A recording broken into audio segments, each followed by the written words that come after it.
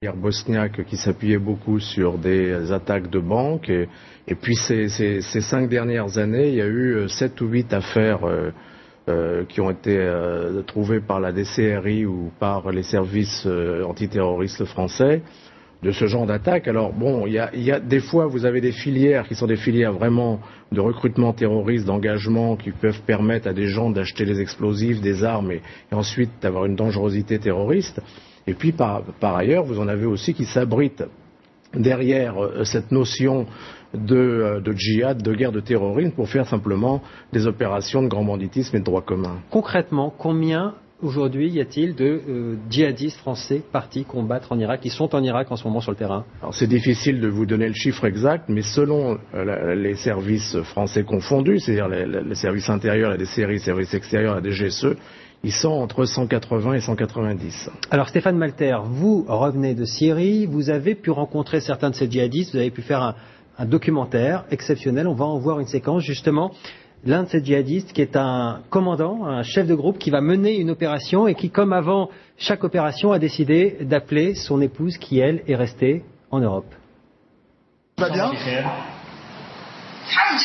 Ça va. Mais toi, tu vas bien? Tu es où? Tu es chez Ikea? Chez Ikea, avec mes copines. Ah, et les enfants, comment vont-ils? Comment va Elias? Comment va Adjar?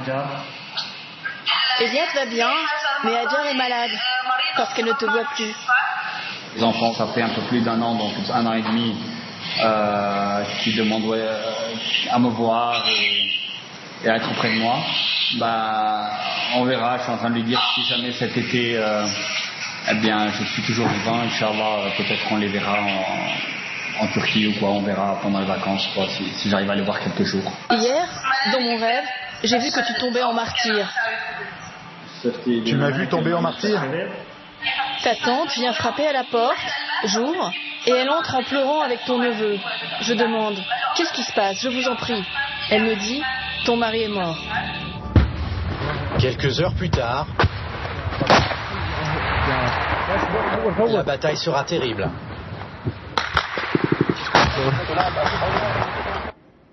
Et ce commandant, Abou Adjar, est effectivement mort dans cette attaque. Monsieur Malater, comment êtes-vous entré en contact avec ce djihadiste? Alors déjà, je suis rentré en contact avec lui il y a à peu près 1 an. Abou Adjar faisait partie d'un groupe islamiste affilié à l'armée syrienne libre. À l'époque où je l'ai contacté, il n'avait pas encore un poste de commandement important dans cette brigade. Et au fil des mois, il est devenu un chef, le chef d'une brigade de 500 hommes.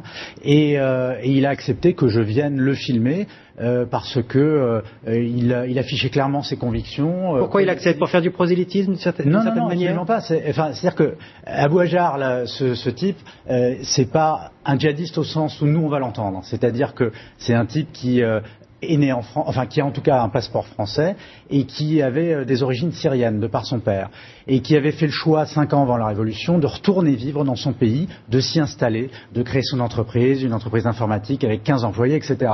Donc c'est quelqu'un qui a participé aux manifestations pacifiques et qui au bout d'un moment s'est dit on va prendre les armes et on va se battre. Sa particularité, c'est qu'il est islamiste, comme beaucoup de combattants dans l'armée syrienne libre aujourd'hui, et qu'effectivement, son combat, dans son combat, il se considère comme un moudjahidine, c'est-à-dire qu'il se bat pour renverser Bachar al-Assad, mais aussi pour que la Syrie de demain devienne un État islamique. Et derrière, il y a une revendication, qui est liée en fait à la composition de la Syrie, c'est-à-dire qu'il y a 70% de musulmans sunnites qui composent la Syrie, et que donc derrière, la revendication pour ces gens-là, c'est d'avoir un État islamique. Alors, au-delà de cet Abou Adjar, est-ce que vous avez rencontré d'autres Français sur le terrain avec des profils qui ressembleraient plus à ceux du braqueur du Quick dont on parlait avec Roland Jacquard un instant?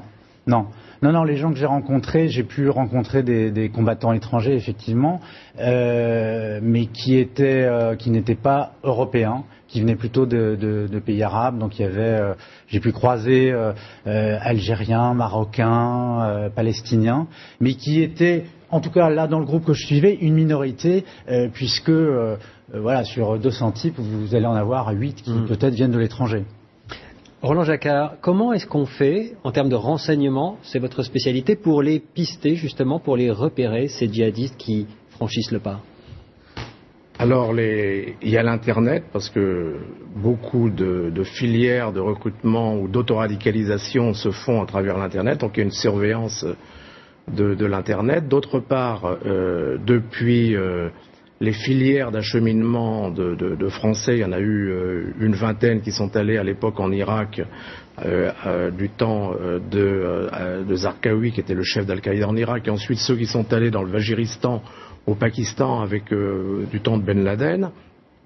On a compris qu'il fallait pénétrer les réseaux d'acheminement et se trouver aux endroits stratégiques où se fait la connexion. Alors par exemple, autrefois c'était un poste qui était proche de l'Iran et de l'Afghanistan, et aujourd'hui c'est en Turquie. Aujourd'hui c'est en Turquie, mais en Turquie c'est très curieux parce qu'aujourd'hui en Turquie, un Français n'a pas besoin de visa pour aller en Turquie, donc vous avez des djihadistes français qui passent par la Turquie, ils n'ont pas besoin de visa, et comme les Turcs veulent combattre le régime de Damas, ils les laissent passer pour aller rejoindre les terroristes. Mais est-ce que les Turcs signalent aux renseignements français, on a vu des Français qui ont pris le bus et qui sont montés vers la frontière? Et ils le signalent, mais c'est de djihadisme autorisé en quelque sorte.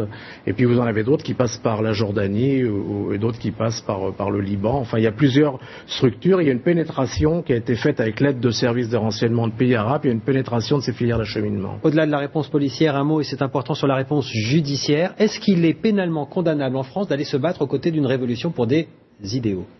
Justement, il y a un flou juridique, parce qu'aujourd'hui, ceux qui ont été arrêtés, par exemple, les 4 qui ont été arrêtés aujourd'hui, ou qui ont été mis en examen, ils le sont dans le cadre d'une entreprise terroriste, mais au point de départ, ils le sont d'abord parce qu'ils ont cherché un braquage.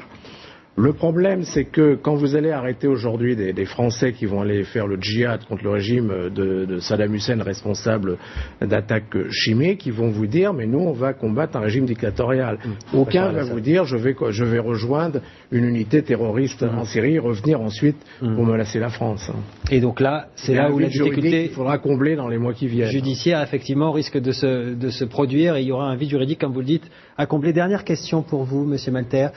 On a vu dans votre reportage, dans ce document, que le djihad était le visage de la rébellion. Est-ce que c'est le visage de la rébellion? Est-ce qu'il a pris le pas aujourd'hui par rapport aux laïcs des premières heures et aux déserteurs de l'armée régulière? Mais le groupe, par exemple, que je suivais, c'était des Syriens pour la plupart. Il y avait des déserteurs de l'armée, il y avait des maçons, des coiffeurs. Donc des laïcs peut-être de la première heure qui auraient basculé? J'ai même rencontré, dans ce groupe, il y avait un étudiant qui était étudiant à Homs et qui en gros n'était pas particulièrement pratiquant, mais qui m'a expliqué, voilà, on a manifesté au début, on a commencé à se battre et on a vu que personne ne nous venait en aide. On pensait à une révolution laïque et puis au bout d'un moment, comme on a vu qu'on était seul, eh ben on s'en est remis à notre Seigneur, c'est-à-dire à la base, en tout cas, ce qui fait leur fond, quoi. Donc ce que vous êtes en train de dire, c'est que si aujourd'hui on devait aider la rébellion, fondamentalement ce n'est plus la rébellion laïque des premières heures qu'on aurait pu aider au tout début du conflit? C'est compliqué votre question. Le fait est qu'aujourd'hui les gens armés qui sont sur le terrain, qui se battent, sont islamistes pour la plupart. Un mot pour conclure, Roland Jacquard. C'est d'autant plus compliqué que les autorités syriennes ont libéré il y a quelques mois des djihadistes qu'ils avaient arrêtés, qu'ils avaient mis en prison. Ils les ont libérés pour précisément que ces gens aillent rejoindre des groupes pour pouvoir eux-mêmes les pénétrer. Donc il y a un double jeu également des services de renseignement syriens qui à terme peut être très dangereux. Et une chose importante quand même, c'est que quand on parle des combattants, des djihadistes en Syrie, il faut bien comprendre qu'il y a 2 sortes de djihadistes. Vous avez des gens qui font le djihad, qui se battent pour un État islamique, qui ne font pas d'attentats, qui ne font pas de décapitation, qui ne font pas toutes ces choses-là parce qu'ils ont des règles. Et que de l'autre côté, vous avez des groupes type Jabhat al-Nusra ou autres qui sont affiliés à Al-Qaïda et qui ont un but international et qui ne veulent pas simplement faire renverser Bachar al-Assad, mais aussi qui militent pour l'islam et avec des méthodes de terroristes, effectivement. Merci Stéphane Malter de TAC Presse pour ce document exceptionnel et pour votre témoignage ce soir. Merci Roland Jacquard. Voilà ce que l'on pouvait dire sur ces Français qui partent combattre en Syrie. Vous restez avec nous tout de suite. Le Zap Info, le meilleur de l'actu de ces dernières 24 heures, il est signé Adrien Denis.